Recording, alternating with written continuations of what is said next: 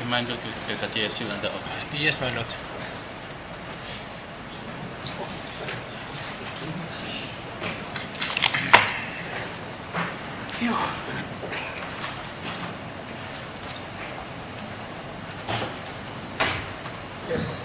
As it please the court, my lord. Thank you, Brigadier.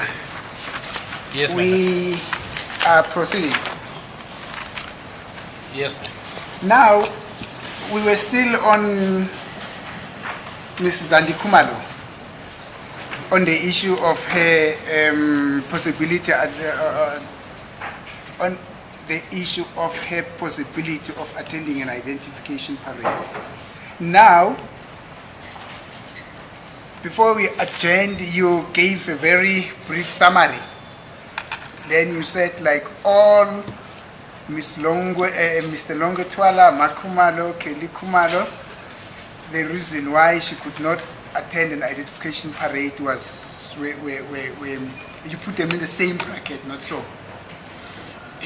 Yeah, I've put them in this context, my lord. There was no ID parade present. So I've put it in this context that there was no indication that they should participate should one be arranged Yes. as a directive. You know, these four, and I said, and then I said, my lord, except the two, which is Mr. Thokozisi Twala and Tumelo Madlala, who were then approached. But there was no ID parade that was held.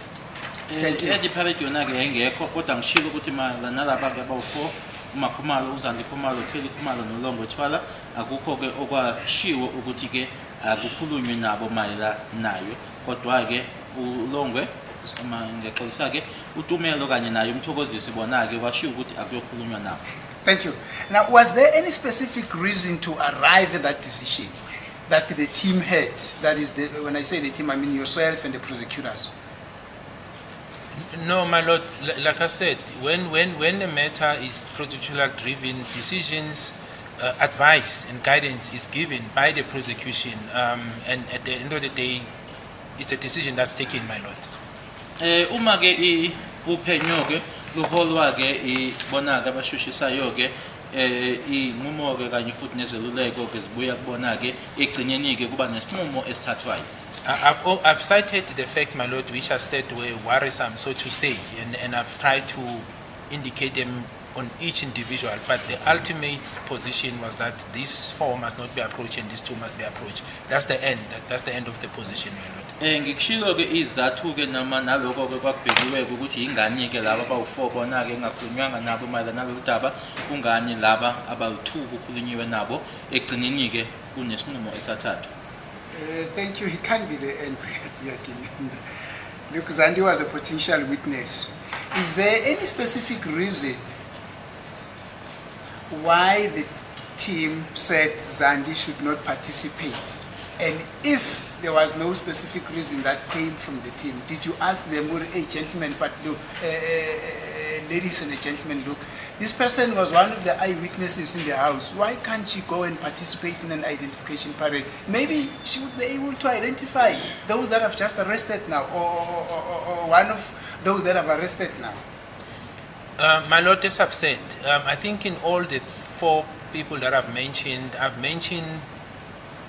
factors that were raising, that were questionable, so to say. Yes. And that is why when I came to Ms. Zandi Khumalo, I also said the same with regard to the text that I was made to go through this court. But I've also qualified it that subsequent to that is now much later, at a later stage, there was no evidence that I found which suggests that she could have known. But at that stage, investigation was still ongoing and we didn't have all the facts. Hence, you will also see with Ms. Kelly Khumalo, after the matter was enrolled in October, there was still investigation and submission of statements in November to try and, so it was the same situation. So at the time when the position was taken that let us not take this position, there were certain clarities, but it was not to say there could not be a position where we find something.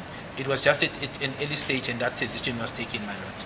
Nanjengoba nabona bobawu4 ke ngishilo ukuthi ke kwakungani kuthiwe hayi cha asingayike kubona ke nakuyena ke uMs Zandi Khumalo bese ngishilo ke mayelana nawo ke ama SMS lawana ke ukuthi mhlambe kucabangeka ukuthi mhlambe khona akakwaziyo kodwa ngishilo ukuthi ke kamuva ke angikaze ngithole ukuthi kuze kube manje ke okushoyo ke ukuthi cha wayenolwazi ke noma wayazi kodwa egcineni nje kunesinqumo esathathwa.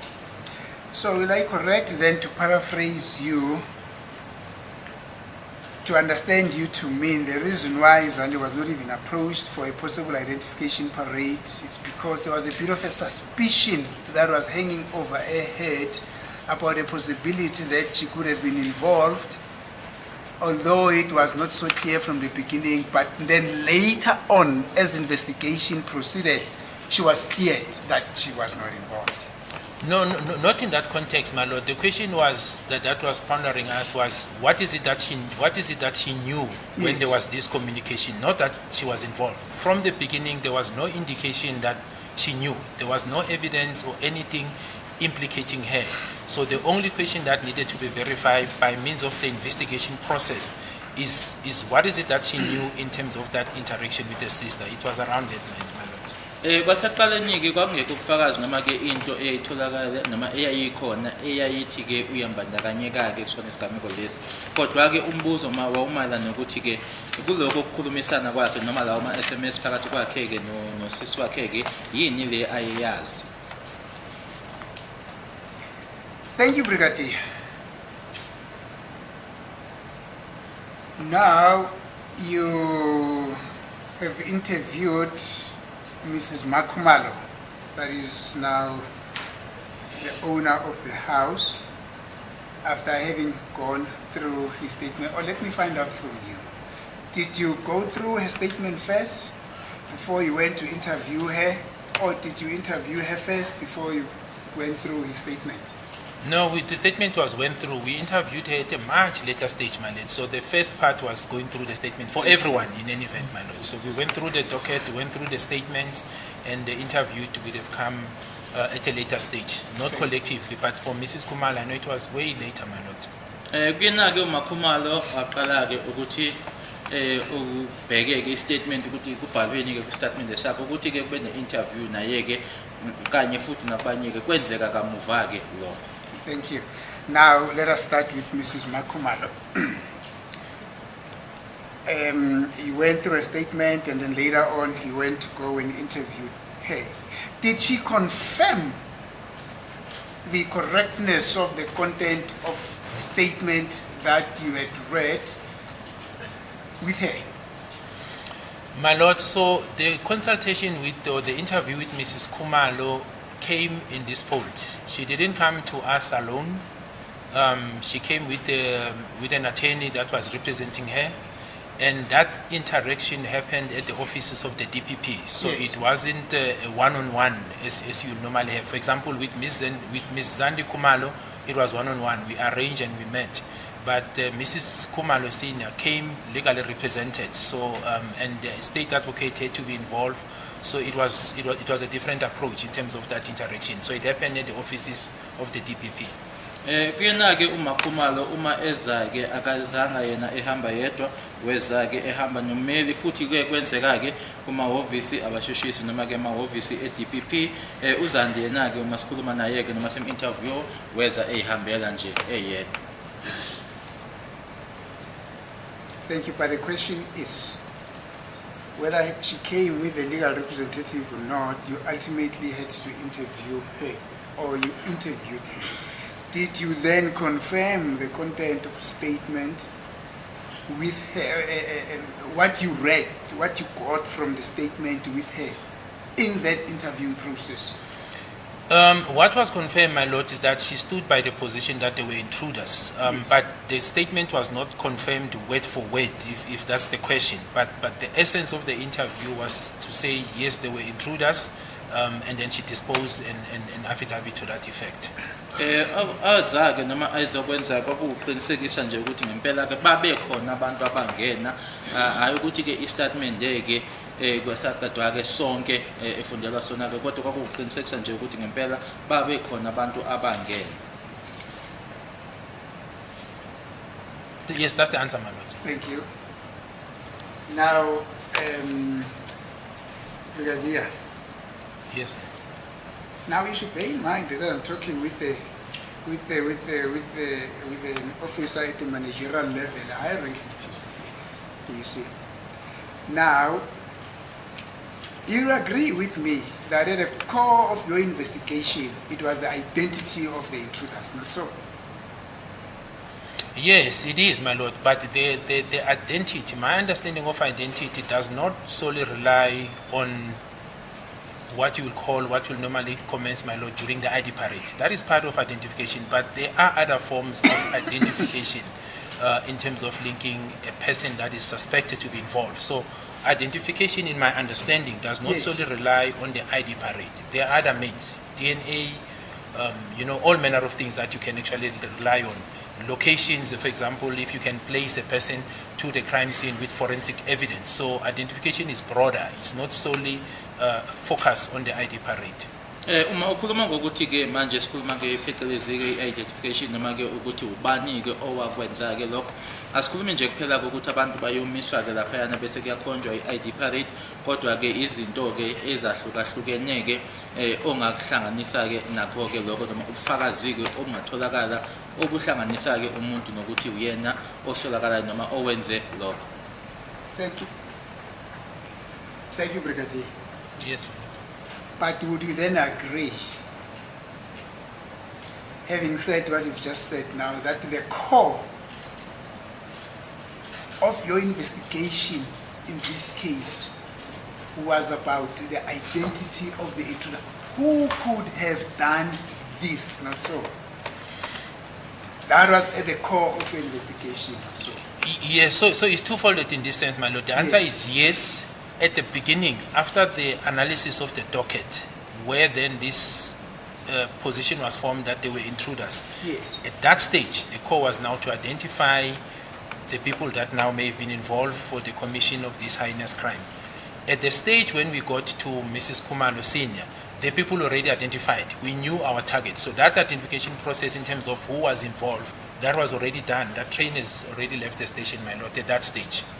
Ukuthi ke manje sibheka noma kuyabhekwa noma ufuna ukwaziwa ukuthi manje obani ke abenza lokhu nkathi ke yebo lokho kwakuphambili ke kulona uphenyo nangenkathi ke kune interview noma kukhulishwana naye ke uMrs Khumalo lokho ke manje kwakusekudluliwe ke babe sebasazi ke manje ukuthi obani ke.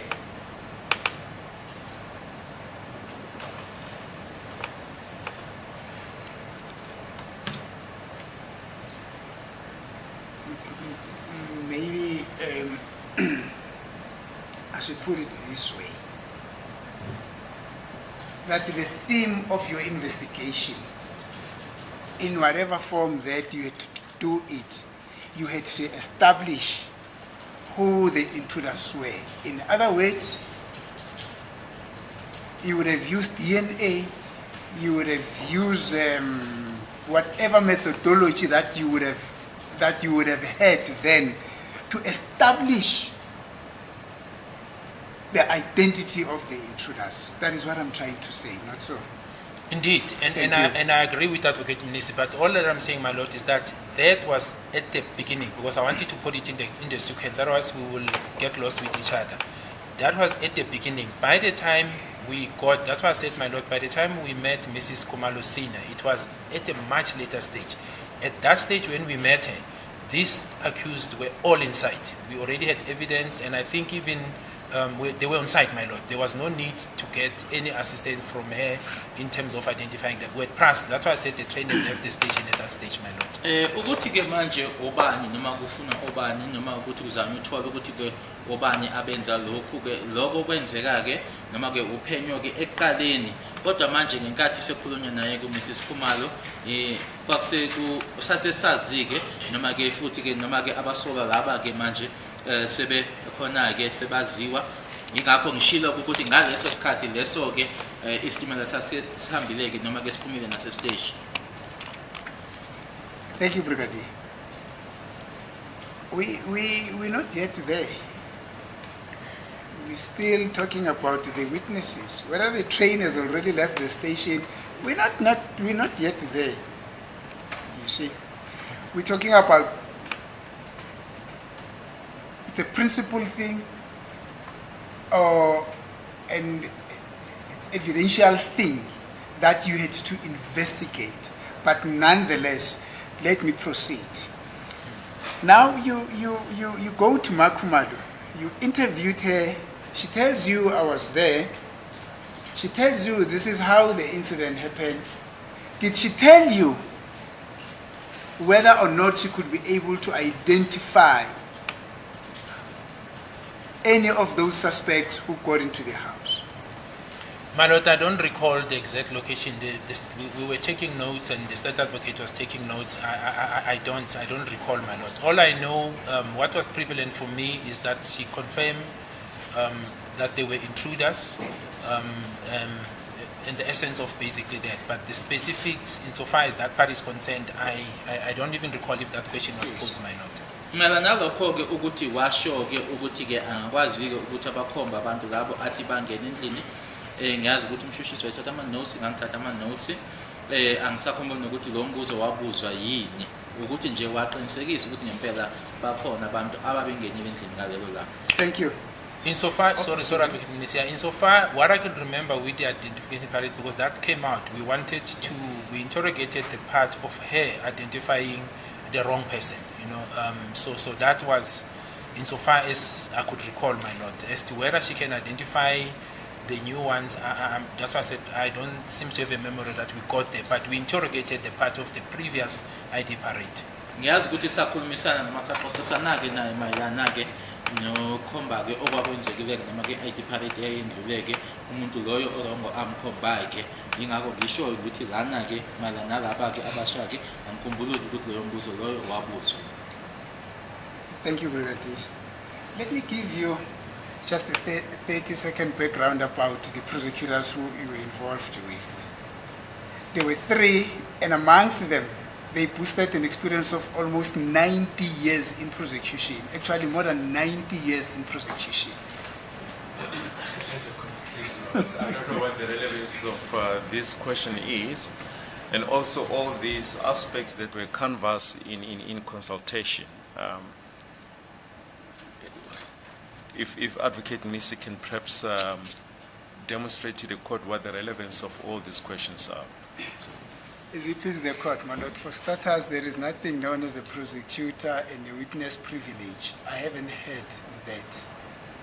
Number 2,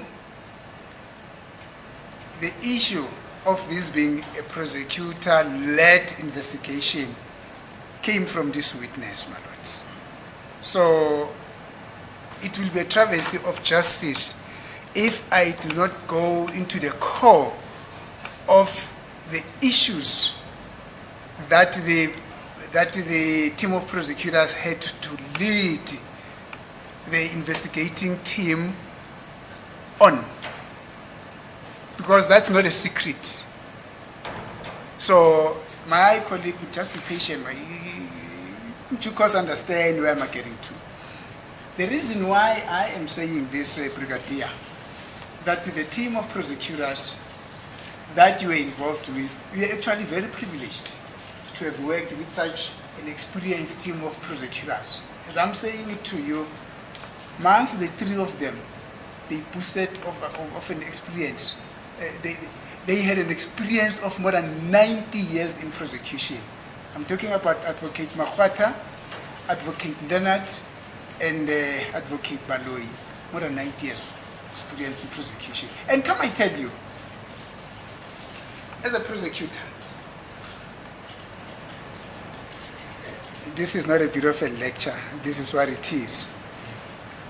But as a prosecutor, the minute the issue of an identity of a suspect gets to be at issue, and there are witnesses who saw the incident happen, the first question that will be asked would be, because you were there and you are able to describe how this incident happened, are you in a position to describe, or will you be in a position to identify 1 or 2 of those perpetrators? Are you able to describe them? That is the interest that a prosecutor will have in matters of such nature. That is where I'm getting to. As a complice for that, it is a fact the witnesses considered that there was no identification parties given reasons. It's a matter that my learned friend can raise in argument. It serves no purpose for him to try and probe this witness further on the reasons why there was no identification parade. It takes this matter absolutely nowhere, my lord. As it pleases the court, Manuel, I'm not talking about an identification parade. I'm talking about the identity of the perpetrators. This witness said he read the statement. After having read the statement, he then went on to interview those witnesses who were in their house, who are telling a story about these perpetrators. So there's no way in which this does not serve this court, man, because at the core of what the state has brought to this court is the identity of the perpetrators.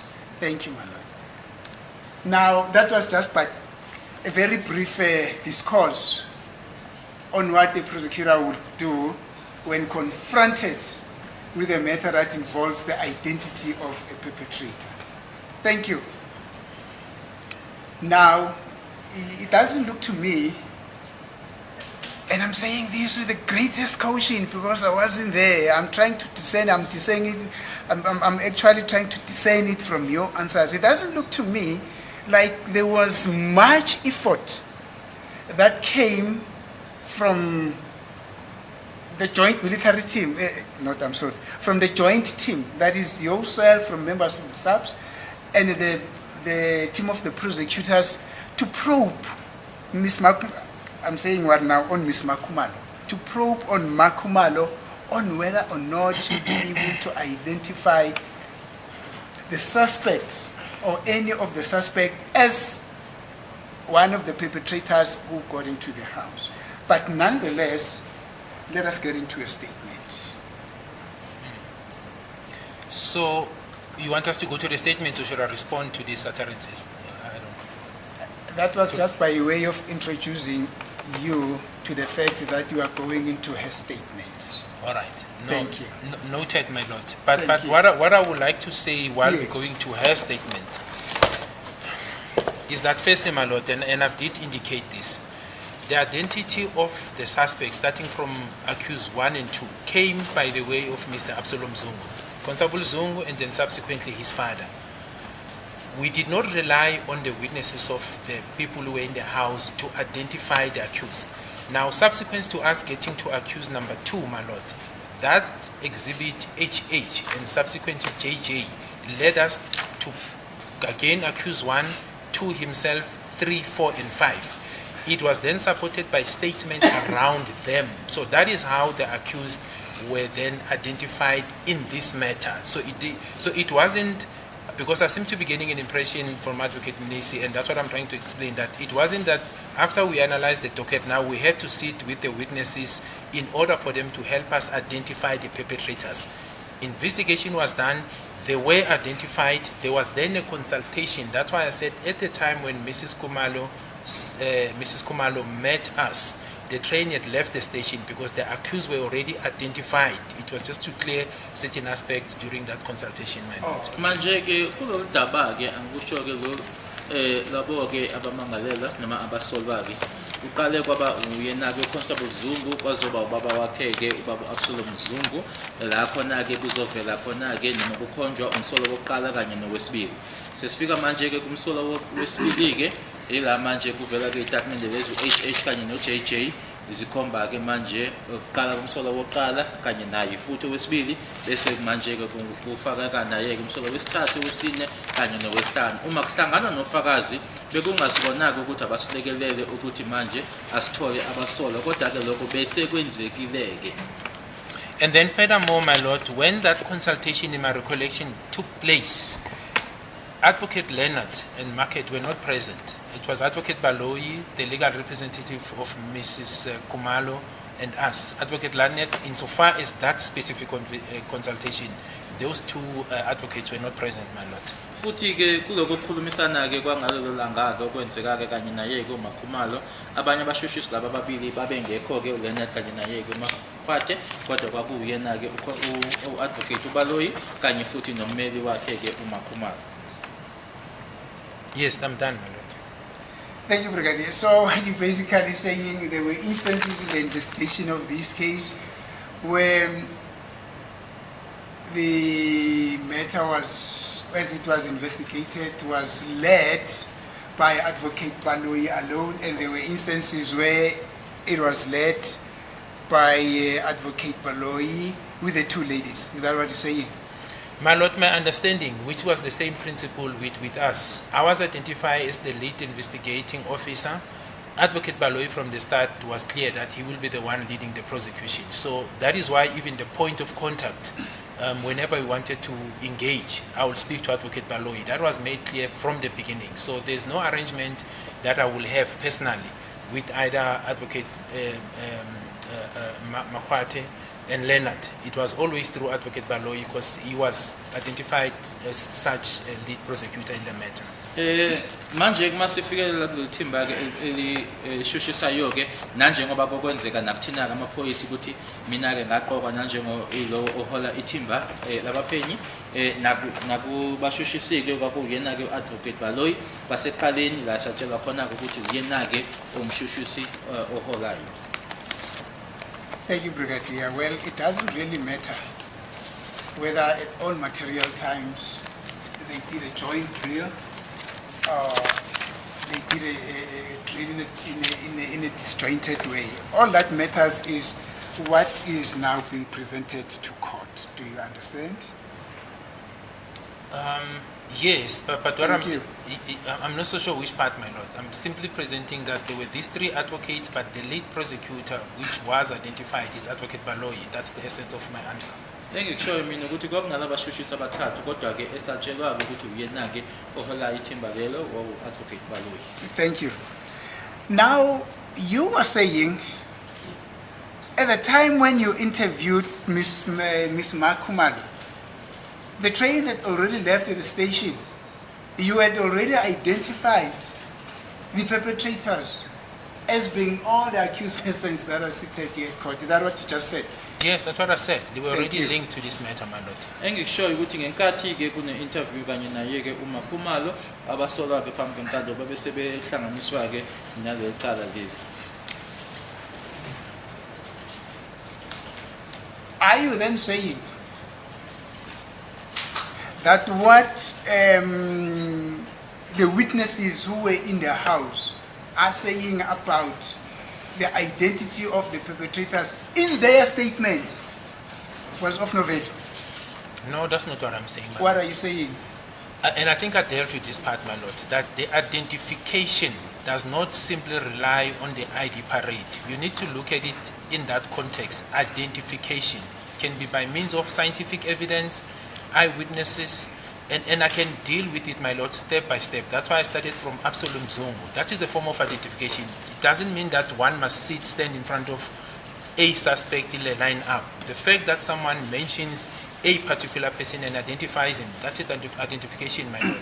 We get to the accused, statements are then obtained in form of a confession, then evidence is followed to corroborate that. That brings other accused into the picture. Evidence is found to support what they're saying. That is a form of identification. So an ID parade is not the only form of identifying someone. We did not rely on these witnesses because the evidence was there. They were pointers to identify the accused that are before court. Engikushoyo ukuthi kuhanjwe ke kuyomiswa ke abantu laphayana bese kuyokhonjwa ke akusiyona ke ukuphela kwendlela ke leyo ekhona la ekukhonjwa khona ke noma kushiwo ukuthi yibona ke noma uyena loyana esikhulumile ngaye ubaba uZungu ila khona ke amshoyo ashilo ukuthi ubani nobani bese kwatholakala istatement futhi ezikhasa khona ke lokho noma ke ehambelana nako ke lokho okusho ukuthi ke zikhona ke ezinye indlela ke zokuthi ke kukhonjwe noma kushiwo ke ukuthi ubani noma wobani kungasiyona kuphela nje iID parade. Thank you, Brigadier. Thank you, Brigadier. And I think so, my Lord, just to add, and my view, my Lord, that is why the court will recall that I said even after the statements, confessions, documents were made, I was of the view that we should try and find, and that was a position that was taken, to corroborate what was contained there, because one will want to get objective evidence than just to rely on someone who says, this is the person I saw, and then you leave it at that. It doesn't work like that, my Lord. Even when the accused himself implicates himself, you try to get evidence, or you must get evidence to corroborate what he's saying, and by getting objective and supporting evidence. That is how I'm of the view things should have been done, and that's why we did what we did, my Lord. Futhi ke noma sekuwukuthi ke umsolwa ke noma ummangalelo uyasho ke ukuthi ke yebo ngangingxenye ngangikhona ke, kodwa ke awunciki nje kuloko kuphela ke, kuyingakho kufanele uhambe ke uyobheka noma uthole ke futhi obunye ubufakazi obuzohambisana nayo ke leyo nto leyo ayishoyo, yingakho ke senza ke ngendlela esenza ngayo. Thank you, Brigadier. I want us to narrow my question or this issue. Are you then saying, because you've just said that when you interviewed these witnesses, the train has already left the station. Are you then saying what these witnesses are saying in their statement, which you read, could not have assisted you in any way to find a collaboration, to use your word, that the people which you have arrested were those people who got into the house on the 26th of November 2014? Is that what you're saying? No, it's not what I'm saying, my Lord. Good. So yeah, it's not what I'm saying, my Lord. So perhaps let's understand, when did I come in? This is not, because that example I think will apply on an investigating officer who starts the matter from the beginning, my Lord. Where the matter is brought before you, then you build your case. And I think then this question that Advocate Mnisi is asking me will be relevant. It's not the same situation here. The case was already open. Sorry. You say where a question is relevant or irrelevant? No, I'm saying in this matter. Yes. That example. So I'm saying there are two scenarios. Yes. Where if a matter is initiated and then you become the first investigating officer, the question that Mr. Advocate Mnisi is asking me will be relevant, my Lord. Okay. But in this particular instance, where when I came in, there were various investigators. These witnesses gave statements to different investigating officers who dealt with this matter. Then my turn came, where then this matter was given to me, my Lord. You were not starting the matter from the beginning, and that is why I indicated that when I did the fact-finding mission, I relied on what was contained around, then later I went in to collaborate what was said outside. So it's not like a matter where it's at the initiation stage. The statements were speaking for themselves and indicating what was there, my Lord. So there was a clear indication of where the investigation should go after one is made an objective position of saying, based on the evidence, there were intruders. So in trying to find the intruders, it was very clear. Otherwise, my Lord, if one had to go to these witnesses, re-interview them, you'd have taken statements after statements, which was done in this matter. Some of these witnesses have given more than 2-3 statements. Now, there will be no need for me to do the same process, my Lord, because they've been interviewed in numerous times by different investigating officers. Manje ke umbuzo loyo ke umbuzo ke ukuwona ke uma bekuwukuthi ke noma sikhuluma lana ngecala la khona ke umseshi ke noma ke umphenyi unikezwa icala kuseqaleni, uqala ke uphenyo lakhe usehamba nalo, kodwa ke lana kwenzekile ukuthi abofakazi lana ke bekunabaphenyi ke ababekhona ngaphambi kwami, ukhulunyiwe nabo fakazi kunestatement eyithathiwe kubona, abanye babo ke labafakazi banestatement eyindlulileke kwistatement esisodwa noma ezimbili abazenza ke, bese ngeke sibe khona ke sidinga manje ukuthi ngiphinde futhi ngiyothatha ezinye istatement kubona ke. Asikhulumi la ngophenyo ebeluqala eqaleni, kodwa babe khona ababangaphambili kumina abenza ke uphenyo. Thank you, Brigadier. Let me further simplify my simple question. In simplification of my simple question, the simplified question would be, did the information and the interview that you had with the witnesses in their, who were in their house assist you to find some form of a collaboration, to use your word, which could then have said to you, these are the people who were involved in the commission of the offense? My lord, the corroboration, it was insofar as one, confirming that they were intruders. There were two, the description of the dreadlocks and the demands of money, cell phones and money. And I'm saying corroboration because obviously it was contained then in the confessions of both accused, by the way. So the corroboration, it was insofar as that. But none of the witnesses that were in the house were utilized to do a formal identification parade. These accused were linked by evidence that I've testified about, my lord, and 1 and 2 then also made confessions to that effect, my lord. Lana ke bengasikuthi ke manje ke ofakazi lana bekufuneka ukuthi kubaletheke noma bakhulumeke ngokumayelana ke nokuthi obani ke laba babekhona ukuqinisekisa nje ukuthi yebo nanjengoba kushiwo ke ukuthi babekhona abantu abangena futhi ke kuba khona istatement lezi ezenziwa ke umsolo wesibili kanye ke nowokuqala ngokusho ukuthi ke kwenzekani ke noma ukuthi futhi babekhona abantu abangena besho ke futhi ufuna ama cell phones kanye futhi nemali. And my lord, I think I can understand where Advocate Mnisi is going, because I think my understanding, and you'll correct me if I'm wrong, I seems to be thinking, he's thinking of an approach where, and it's done, where you'll get a docket. Now to kick off in terms of identifying the suspect, you rely on the witnesses. A different approach was done on this matter, my lord. That is why I even said we started with a cold case analysis, identify individual, try to rely on objective and forensic evidence supported by witnesses that you can count on. So it's not the other way around where Advocate Mnisi thinks things would have kicked off. Yes, in an ideal situation, you would have kicked off from the witnesses before you even pursue the suspect to say, look, I've identified this, can you assist me? You build your case there. This was not the case, and I've indicated, my lord, why? Because of these two assertions that were there, or allegations. Then subsequently, when Absalom Zungu came into the picture, which was not associated to the people who were in the house, we worked on that angle and built a case from there up to the time that all the 5 accused, my lord, were arraigned. Ngezwa ke la ayakhona ke noma ke uhlangothi ke ayakulona ke uAdvocate Mnisi ke kodwa ke lana ke akusona ke indlela ke ekwenzeka ngakhona ke ngoba ngishilo ukuthi kwakunale insolo ezazikhona ke ingakho ngathi ke abameke ofakazi ke ngithatha ulunye uhlangothi la khona asengena khona ke Absalom Zungu ila khona ke ekwaholela ekuthini ke bese kuboshwa abasola bobahlala. Yes, my lord. Thank you, Brigadier. You know, Brigadier, that is exactly your problem. You're trying to understand me. You're trying to read my mind. Don't do that. Understand the question that I am asking you. Because when you're going to try and read my mind,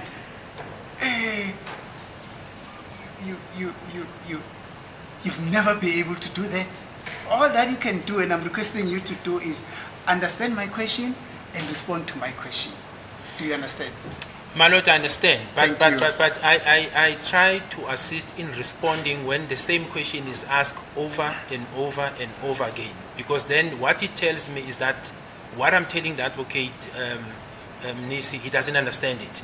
And that is why I try then to explain and try to read as to where he's coming from, my lord. Because if you give one answer more than twice and you get the same question, clearly there's no understanding between us, my lord. Ngezwa ke kodwa ke uma kuukuthi ke uzobuzwa ke umbuzo wodwa ke uphinda phindwa ke lokho kusho ukuthi ke khona ke ungazwani okukhona ke ingakho ke sengichaza uma ngiphendula. Thank you.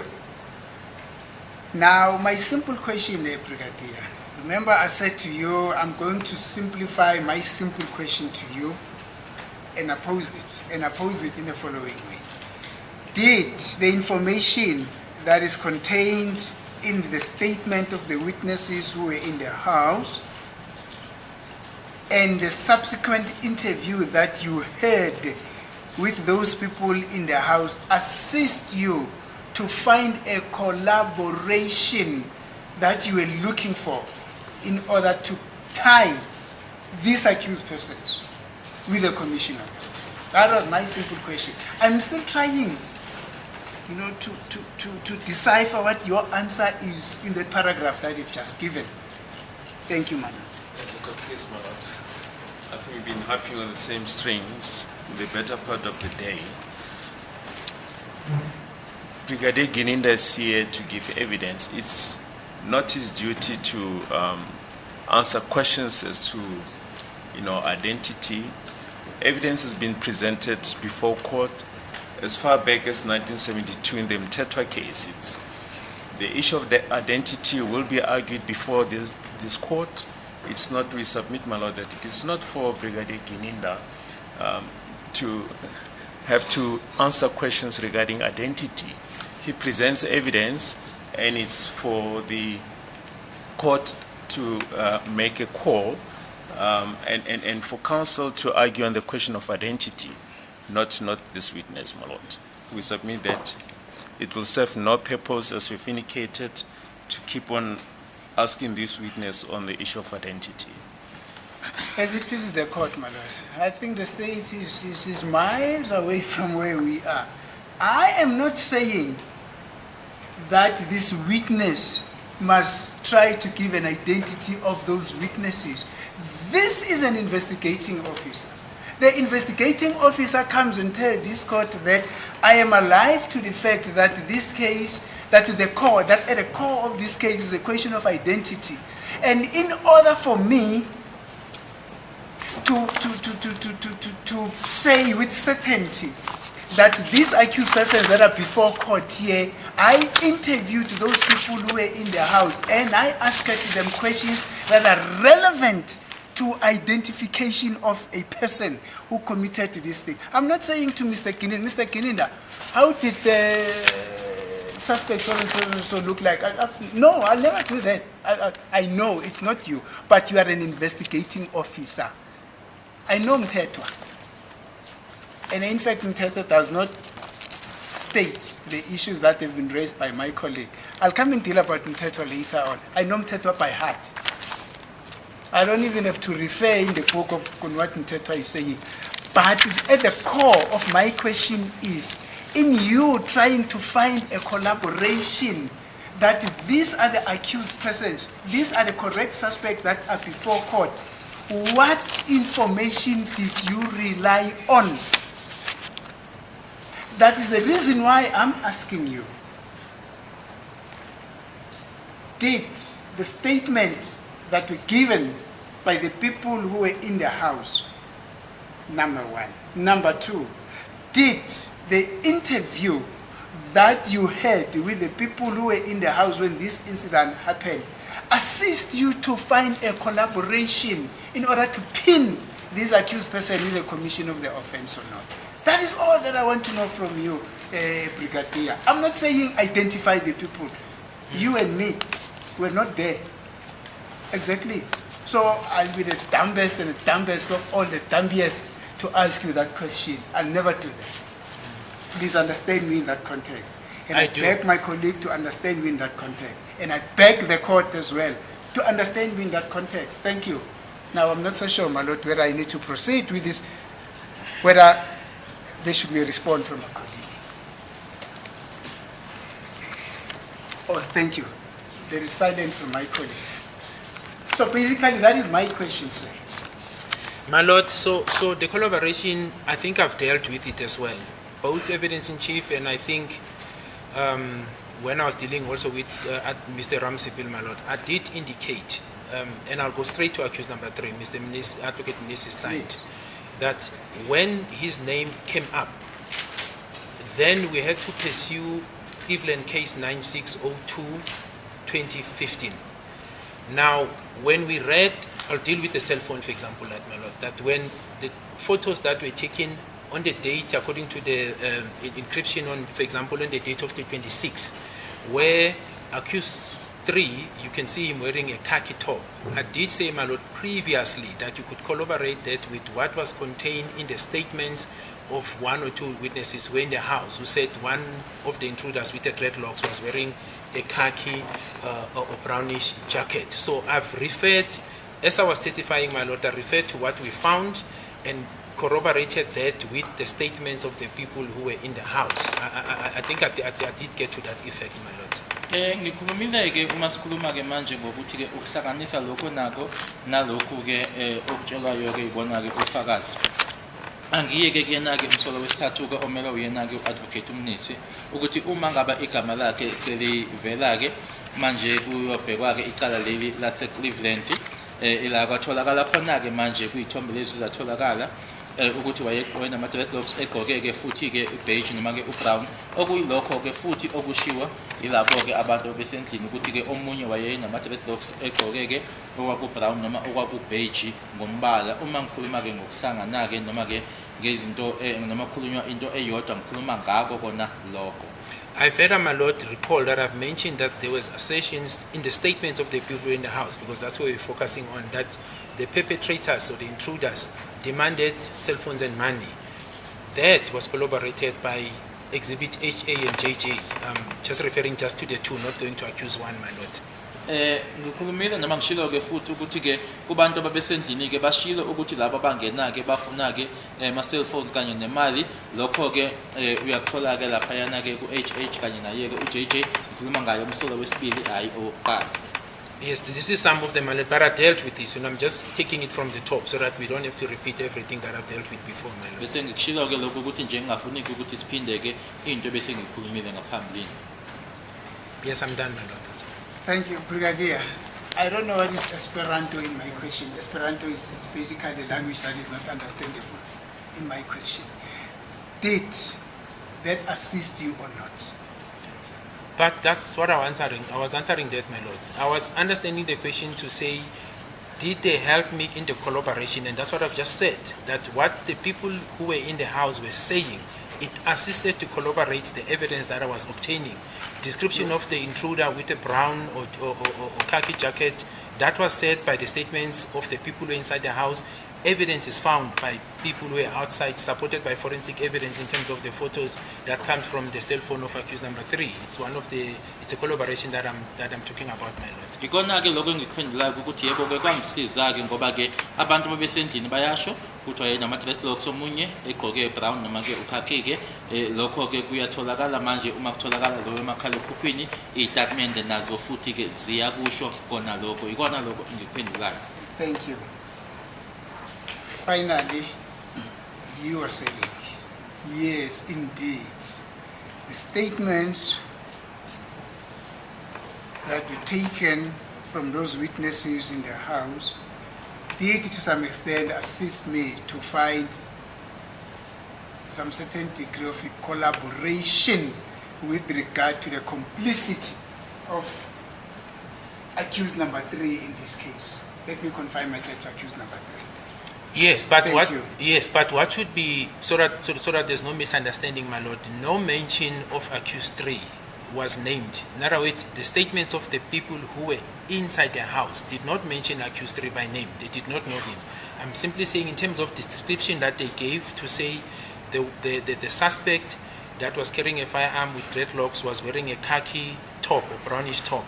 If you then goes to the downloads that were done on the phone of accused 3 under Cleveland case 96 of 2015, my Lord, you do find a photo with the date of 26 October 2014 where the accused is wearing a khaki top. So that is the collaboration I'm referring to, my Lord. Kwi-statement ezabo ke abantu babesendlini akukho la khona bathi ke umsolo wesithathu ngoba ke bangamazi ke kodwa bayasho ukuthi ke omunye walaba bangena wayena ama dreadlocks owayegqoke futhi ke ukhaki noma ke oku-brown. Manje ke usuya ke lona ke Cleveland lana 96 of 2015 uyathola ama downloads la khona ke umsolo with date yange 26 October 2014 umsolo nama dreadlocks ugqoke futhi ke okukhaki noma ke okubrown. Yilokho ke ngikhuluma ngakho ukuthi ke ila ekuhlangana khona. Thank you. Now at least there's a little fragment of a walk side by side between me and you. At least we're able to say yes. Thank you.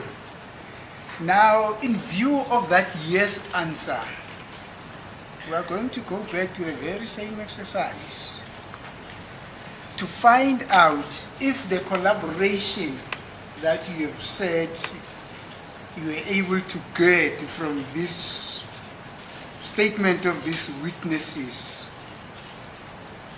actually did assist you to find that collaboration to pin accused number 3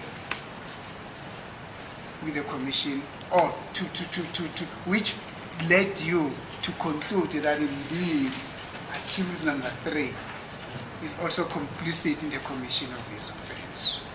Now, this is a hierarchy on how we'll be dealing with that aspect. We're going to start with Ms. Makumalo. Her name is Letness. Statement is statement number A58. Look in the list of state witnesses. I just don't have that indictment with me, but certainly she is mentioned as one of the state witnesses. I just want to be very certain, my Lord.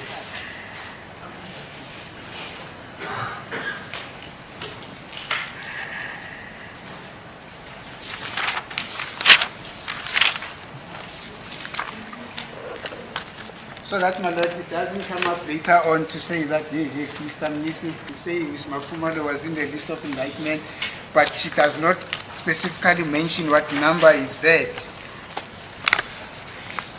Sorry, man, I did not bring mine. Mine is properly marked. Yeah. Yes, the statement was discovered, man. I just want to say that her name in the list of state witnesses, but nonetheless, my Lord, it is beyond reproach. I'm sorry.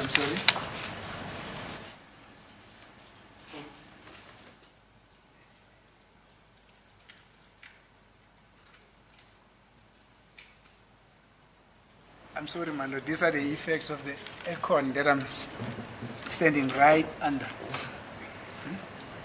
Yeah. Thank you. Thank you, my Lord. Thank you, Mr. Advocate Kumar, for your assistance in identifying the number where witness Mrs. Letness Kumalo is annotated. She is appearing at witness number 2, my Lord, in the list of state witnesses. Now, indeed, we have been provided with A number 58, which is one of the statements that Mrs. Makumalo submitted. She maybe Brigadier, let me put you at ease. You know, we're not disputing, me and accused number 3, we're not disputing that they could have been intruders. They could have been intruders, we don't know. You see? Yes, my Lord, I'm listening. Yes.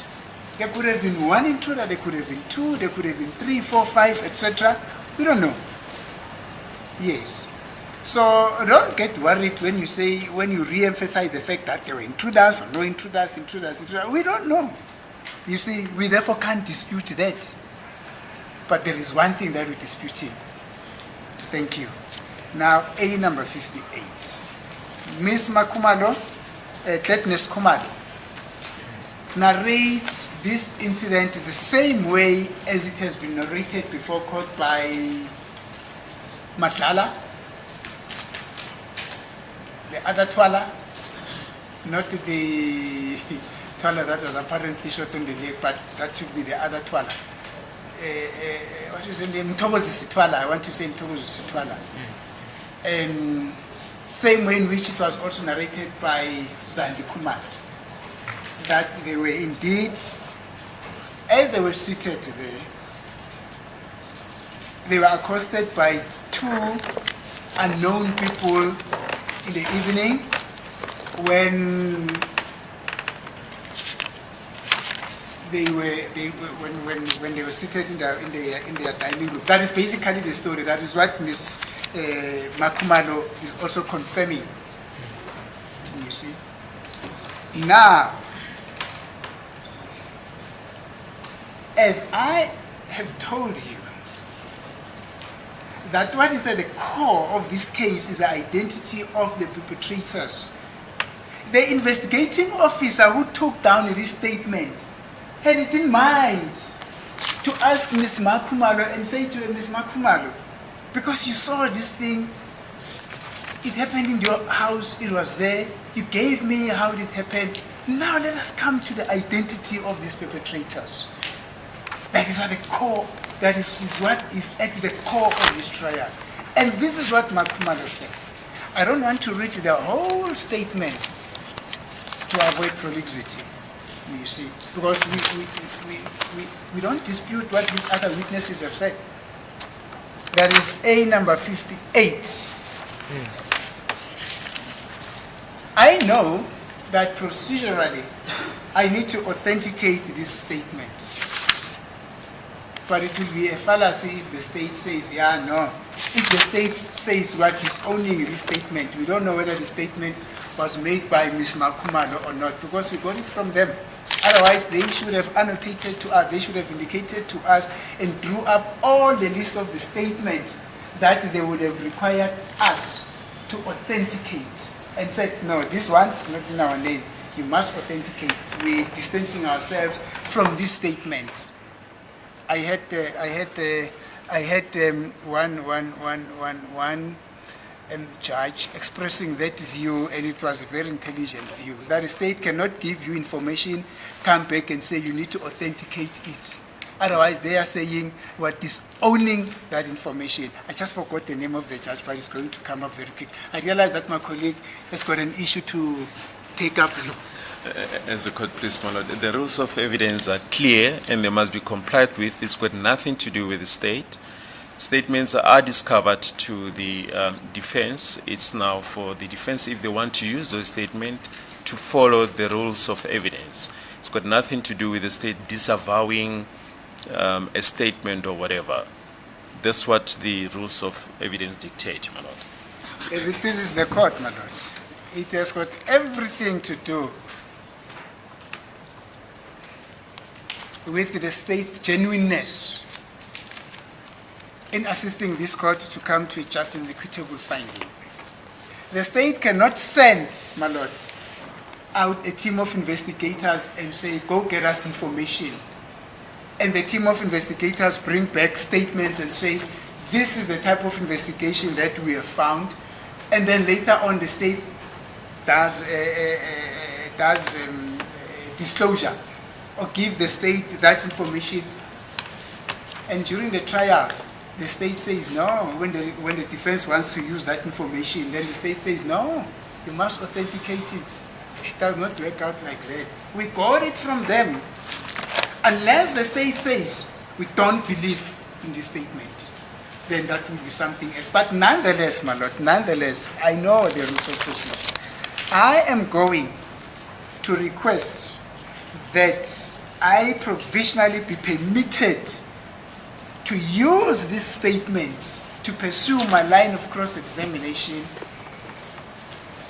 with a sincere belief that if the state proceeds with his argument that we need to authenticate this statement, we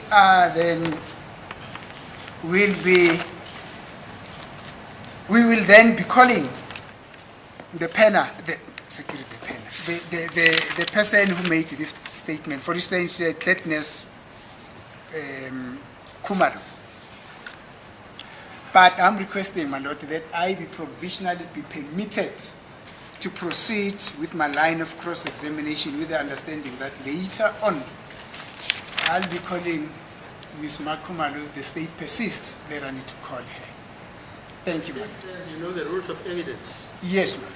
Yeah, that's what they're saying. So that is what I'm saying. That is part of the rules of evidence. evidence. Proceed as you understand them. As it pleases the court, my lord. Thank you. Brigadier. Yes, my lord. As I have said, that I won't be going through the whole statement because that is not what I'm interested in. I'm only interested in paragraph 6 of that statement. Yes, my lord, I'm listening. Thank you. I realize that you might be tired of reading. I'm going to read the content of this paragraph 6 into record myself.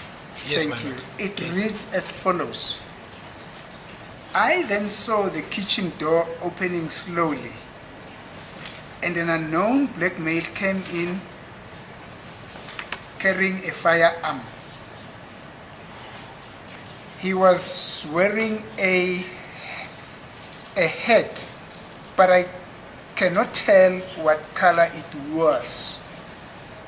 He was also wearing a beige jacket.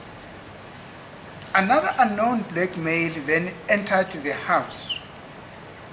The first one that was carrying a firearm had short dreadlocks that hang up to his neck. Amen. Close bracket. That is what I'm interested in. Do you follow? Yes, I followed the sentence, my lord. What was read to me, I It's do not a follow. sentence. I mean the It's paragraph. almost a paragraph, yes. Yeah, well, it's not done. It's not the complete paragraph, but I followed basically, my lord, what Advocate Mnisi is saying. Thank you. That is all that I'm interested in. I may repeat it for sake of brevity. No, no, no. Please speak, but I don't need to do.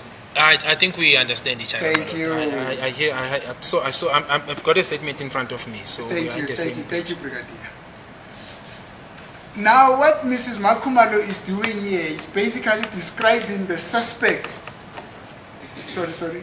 Actually, one of the suspects that she saw on that day, particularly the one that was carrying the firearm, and which the state drums so hardly and wants this court to believe that it is accused number 3. But let us analyze the description that Makumalo actually gave with regard to the suspect that was carrying the firearm. She says the first one that was carrying a firearm had short dreadlocks that hang up to his neck.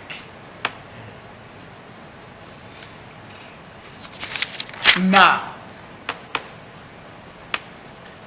having read this statement as an investigator, and having come to this paragraph, and having shown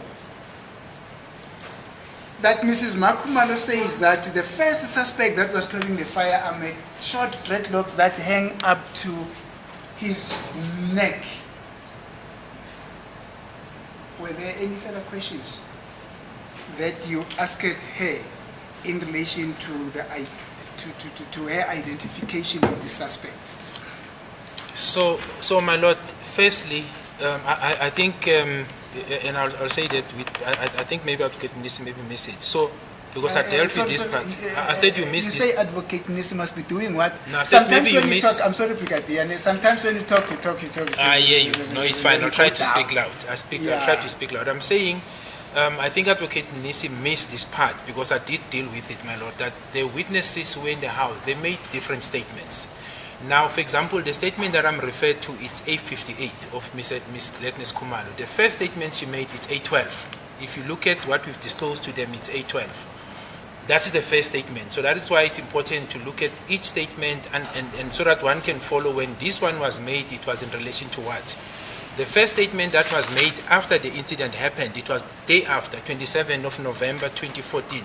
There she simply describes the dreadlocks, and we can go to it because it's a very short statement. She simply says one of the intruders had dreadlocks. She doesn't describe, it's contained in this statement, whether they were up to the neck or not. That is the first statement she made a day just after the incident, few hours.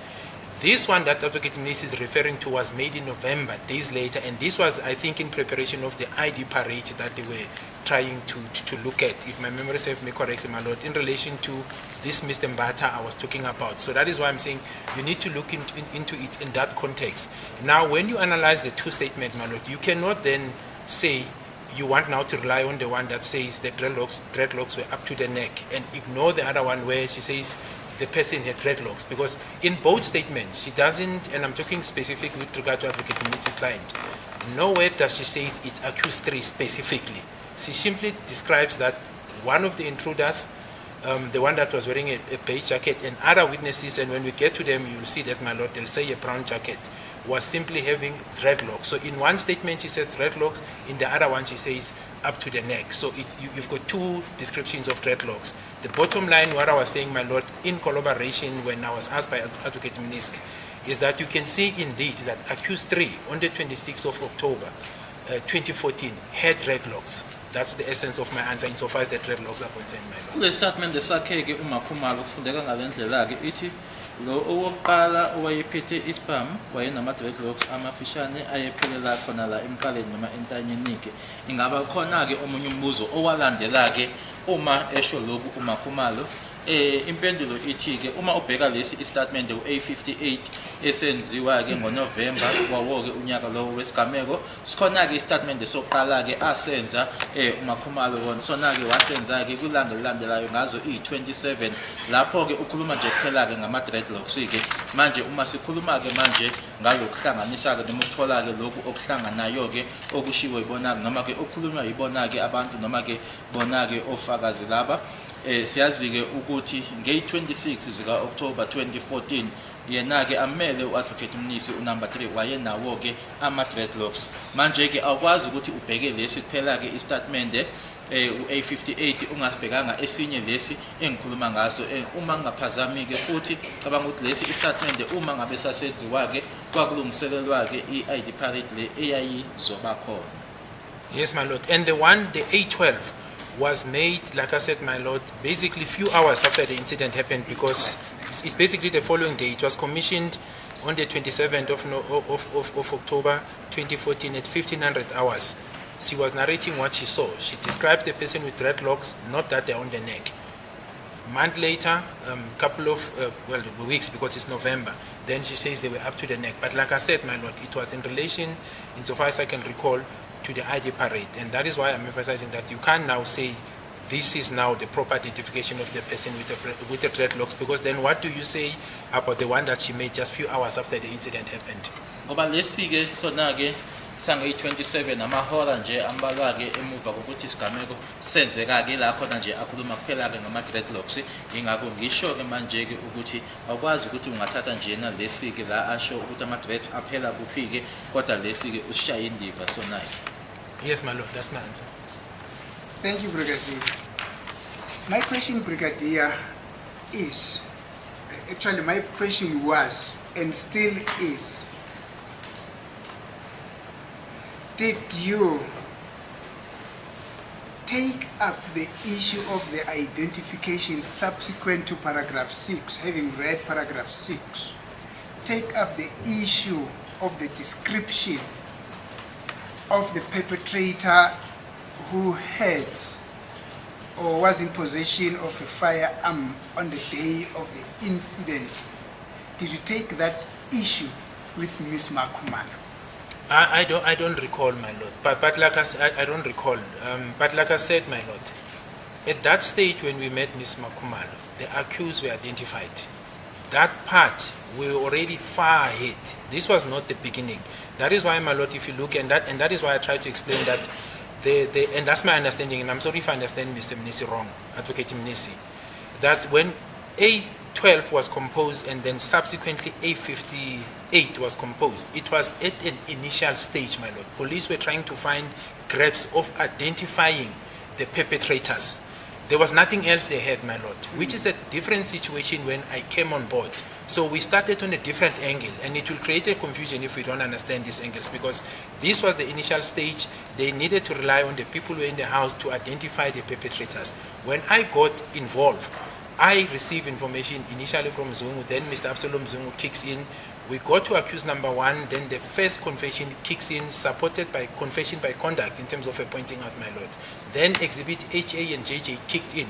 So we built on that. It's not the same approach as it happened here. We approached this matter from different angles. Lana ke kuzofanele ke sibukeke ukuthi ke uma kuthathwa le statement ke kwakusemaqaleni ke okwenzeka ke noma kwenziwa kwalo ke uphenyo futhi ke nohlangothi ke olwaluthathwa ke laluhlukile ke uhlangothi engathi mina ke uma sengiqala ke manje ukuthi kube mina ke ophenyayo ngangena ke noma ngathatha ke uhlangothi ke oluhlukile ke lona ke lolo ngoba ke ila khona ke manje sekune statement ekhona evelayo sikakhe umsolo wokuqala futhi ke seyokhomba futhi kwalandela ku HH kanye naye ke uJJ okungeza ke ngendlela ehlukile ingakho ke ngithi uma ngabe singawalandeli ke lama approach noma le ndlela ezahlukene ke ila kuzoba nendida khona.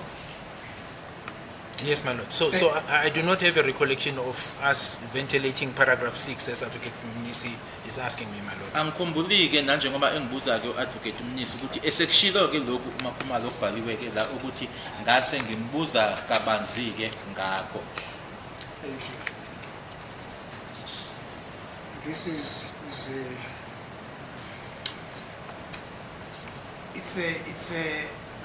I think it's an elementary approach to every investigating officer, let alone an investigating officer at a commissioned level. There's a witness who says, I was in the house, I saw this incident happening, and the person who was carrying a firearm had dreadlocks that hung up to his neck. Then what an ardent investigating officer would say, Ma'am, are those the only features that you saw of this, now I'm trying to assist. Are these the only features that you saw of this person that you said was wearing a firearm? You say he had short dreadlocks. What else can you remember about him? What about his color? What about the clothes that he was wearing? What about his height? What about his movement? What about his gait? What about his this? What about his that? What about... That is what an ardent investigator would do. Now, from what I'm getting from you, you did not do that. Not so. No, my lord. Thank you. No. When I say no, I'm saying no to the assertion you're making. I'm not agreeing with you, my lord. I'm saying, my lord, and I think I've explained this. It was not a one-on-one discussion. It's not the same, for example, when I interviewed Mr. Madlala with regard to this. There was no prosecution involved. I indicated the difficulty or the situation that was that when Mrs. Kumalo came, she was legally represented. So when we met her with the state advocate, we met her under the supervision of a lawyer. And obviously then discussions then ensued from there, my lord. Now, and I've already indicated as well, my lord, that because of the ID parade that was then done back then, which was an issue, there was a decision taken. I don't want to take the court back on that, my lord. So, but the point of clarity as one of the witnesses who were in their house was important, my lord, and a lot of issues per her statement were ventilated because I recall questions that were arising as they were taken up by the state advocate and I think myself were in relation to the statements that she made, nothing else, to say this is what you said, what your recollection, etc., etc., etc. So it was in that sense, my lord, but I do know, as I've said, that the position was never taken to say she must be part of an ID parade, my lord. Lana ke nanje ngikushilo ke lokho ngaphambilini ukuthi ke kwangasimina ke owayehleli ke ekhuluma naye ke uMakhumalo nanje ngoba kwangafani ke ngenkathi ngangine interview kanye naye ke uTumelo ngishilo nokuthi uma eza ke noma uma ifika uMakhumalo wayehamba nommeli wakhe nomshushisi ke futhi ke ekhona ke lapho noma esebuzwa ke imibuzo ke kubuzwa mayelana nezistatement zakhe azenza futhi ke ngasho nokuthi ke uma kuphathelene noma kuya ngendaba lena ke yayo ID parade lapho ke akuzange khulunywe naye ke mayela nakho lokho. So the essence, my lord, of my response is that it is not the same where as a IO you approach your witness with the hope of getting identification evidence or to establish whether your witness can identify a particular suspect. It is not the same when there's a watching brief, because some of the things as they are communicated, the attorney comes in because obviously it's there for the purpose, my lord. That's not a similar situation, my lord. So in essence, I'm saying one cannot then be said you should have done 1, 2, 3 as if it was a sole situation where me as the IO, I'm sitting with the witness and then I'm expected to do certain things to get a certain result. That will apply if it's one-on-one or I'm there with my team. But when there's a watching brief and obviously there's a state representative in terms of a state advocate, I think the rules of engagement are different than my lord. Engikushayo ke lana ukuthi ke kuyahluka ke nokuthi kube yimina ke noma ngihamba nethimba lami futhi ke siyoba ne-interview nomuntu ke loyo noma ngihlezi naye ke kuphela ke kodwa lana ke wayihamba nommeli wakhe futhi ke nomshushisi naye ekhona ke ungathi ke ubuza lokhu kube la ummeli angenelela khona ke iyehluka ke manje indlela ke osebenzisana ngayo nomuntu uma kuwukuthi ke kukanjalo. Yes, my lord, that's my answer. Thank you, Brigadier. You know, it's very interesting. When you are saying, even the prosecutor was there. Because these are the essential, because the prosecutor knew that at one day, very soon, I'll have to go to court and tell the court that, hey, these are the people who were involved in the commission of the offense. And this is how they are linked with the commission of this offense. One of which is the capability of the people who were in the house to identify them. When you sit with the prosecutor interviewing, as an investigating officer interviewing a witness, irrespective of whether or not there's an attorney there, an identification of a witness, the description remains a description. Now, we are basically saying, in essence, you never take through this witness. You never ask this witness about the color of that suspect. You never ask this witness about the height of that person who had a firearm in his possession. You never ask this witness as you interviewed her in the presence of the prosecutor or conjunctively with the prosecutor about his movement, his gait, his tone, like as in his voice. Never did those things. How were the braids? Yes, he had dreadlocks, but how were they? Mama, can you explain these dreadlocks? You never did that. Did you actually do investigation here, Brigadier Kennedy? I'm sorry, I withdraw that. We're already on record regarding what we think, and we submit with the greatest of respect that this is irrelevant evidence. What happens during consultation has got absolutely nothing to do with the evidence that is being given in court, and we've already, my lord, placed on record that this whole trajectory of the cross-examination is irrelevant, but we will leave it at that, my lord.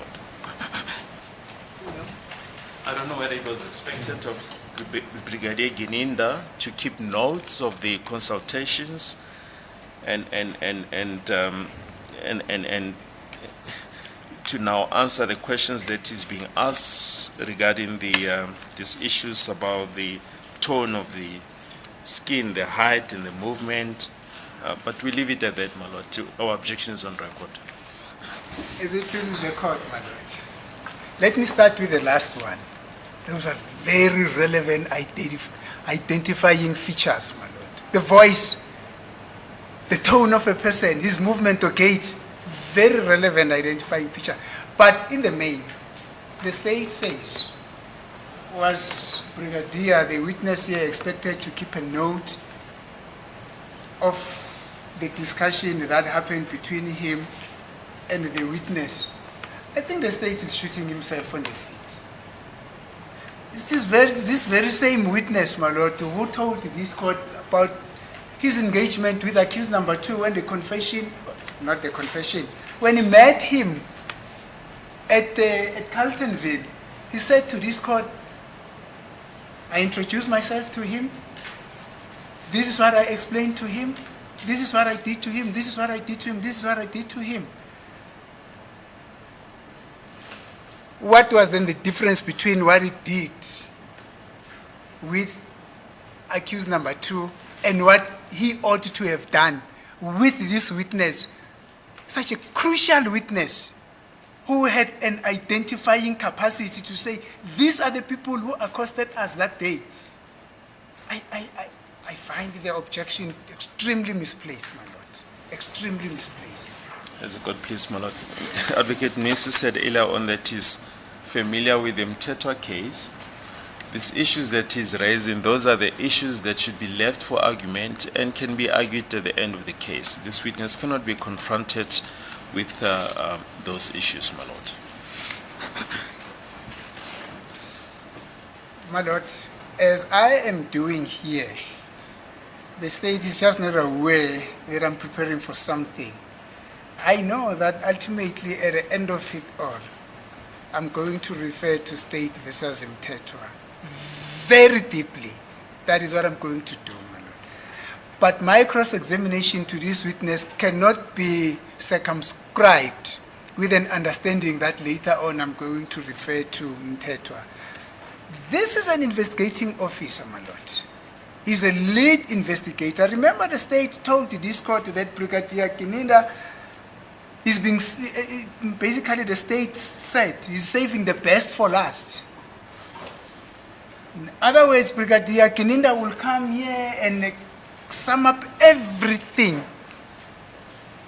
So why should we then say you are saving the best for last for purposes of argument? No, you must probe.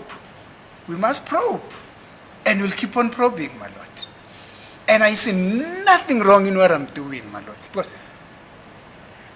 I am not cross-examining a policeman who said I was only involved in arresting.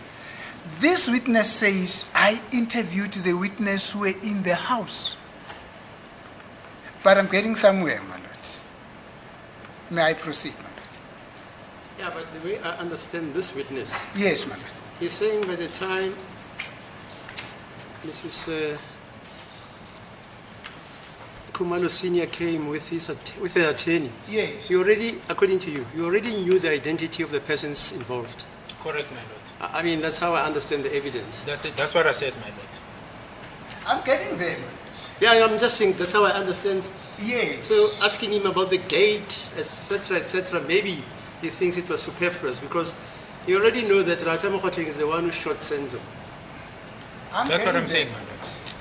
I'm getting there, my lord. I think Mr. Ngumalo, I see you agree with me. If you knew that Ratamo Khoteng shot Senzo, you're still interested in how I walk? I don't know. That's how I understand this evidence. Yeah, but you say you're getting there. Go there. yes, I'm getting there, my lord. A bit of a patience. Thank you. Now, you have told this court, sir, that in your collaboration process, I'm talking about accused number 3, in your collaboration process, you were satisfied that accused number 3 was involved in this case amongst others. Understand me, amongst others. Because the statement from the witnesses who were in the house are describing the person who had a firearm in his possession as a person who had dreadlocks. Did I get you well there? No. I don't think that satisfied me or convinced me that he is the one.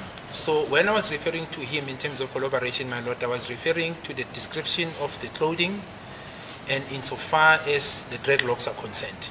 Now, when you get to the firearm, which obviously kicks in after Exhibit HA and JJ comes in, it's a different explanation that I gave, my lord, and it's not how I said it, because when it comes to the firearm, then one has to look at Cleveland case 9602-2015 as to whom was this firearm found in possession of, and then the answer takes us to accused number 3.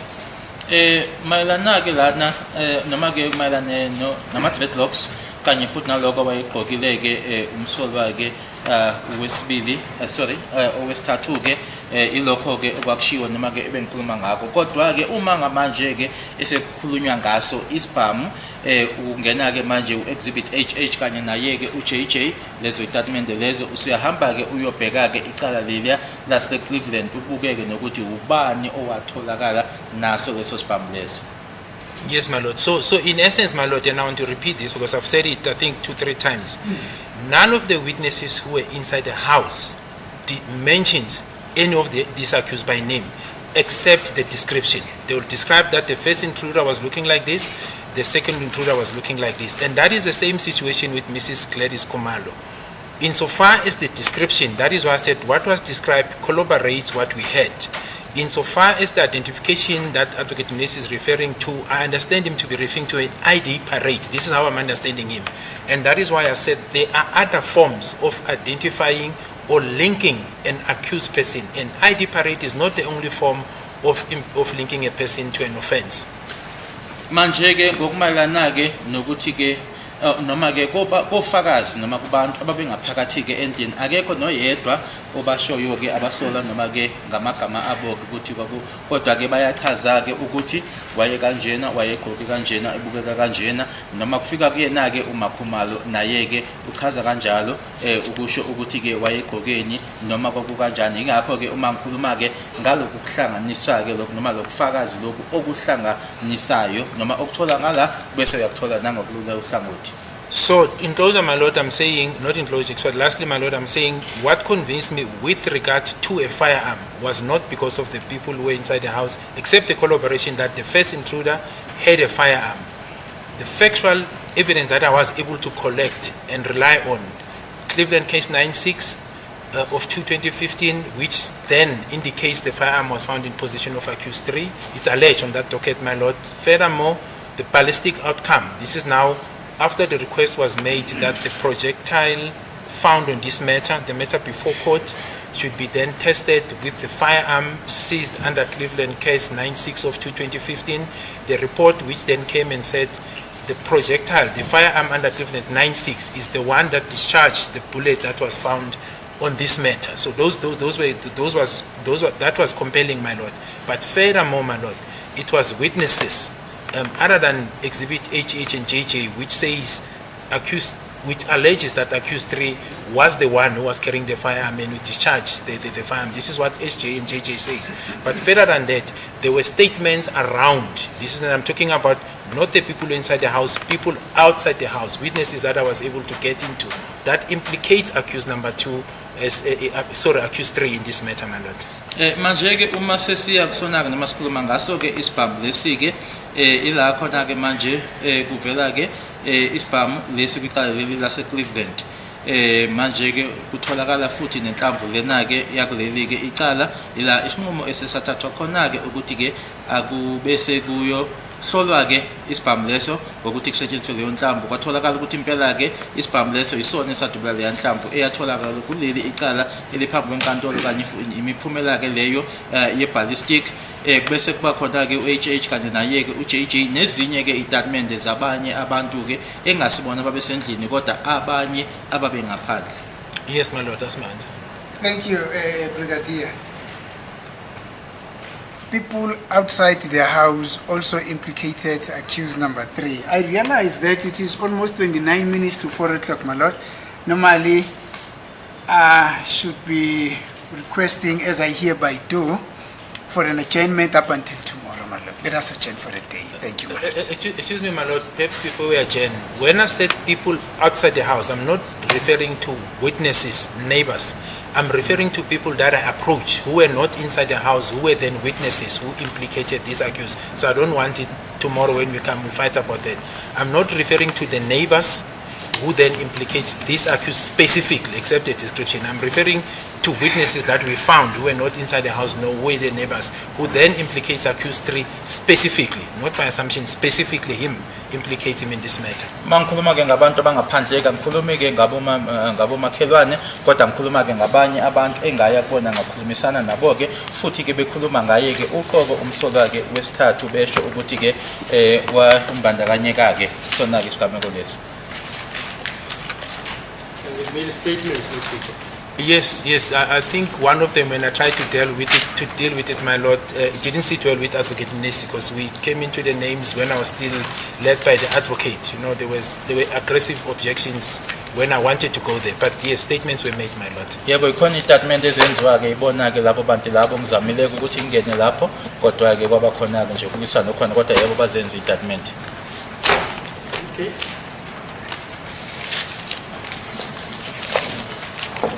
You're not sitting tomorrow. No, I'm now You're done, my not lord. writing. I'm done. Oh, yeah. Yeah, for this time. So I'm available all day. He's a free bird, my lord, from the books. Sorry, my lord. I will just ask to be excused for tomorrow, but I'll arrange for someone to come and stand in, my lord. Oh, you're not available tomorrow. We are busy with some short listings tomorrow, my lord. So who's going to be standing? I will make sure that I'll get someone. Okay, fine. See you tomorrow. 10 o'clock. All right.